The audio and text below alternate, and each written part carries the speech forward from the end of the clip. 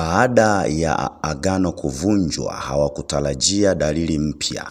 Rehema alianza kuona damu kwenye ndoto, sio damu ya majeraha bali damu inayosema. Kila tone lilipodondoka kulikuwa na sauti ikisema, haki haijalipwa. Sauti haikuwa ya giza tu, ilikuwa sauti ya kilio. John akaanza kuelewa damu inaweza kulia. Katika maombi ya kina, ufunuo ukaja. Damu ile haikuwa ya wachawi, ilikuwa damu ya mtu asiye na hatia iliyomwagika zamani bila haki, na damu hiyo ilikuwa ikidai sauti. Walijifunza ukweli huu: damu inahitaji damu, lakini si damu yoyote ila damu ya Yesu.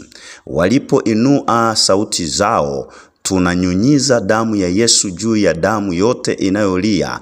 Kilio kikaanza kupungua. Usiku huo hakukuwa na ndoto, hakukuwa na sauti, hakukuwa na kivuli. Kwa mara ya kwanza damu ilinyamaza, lakini kulibaki swali moja: je, haki ilikuwa imelipwa au ilikuwa bado haijashuhudiwa?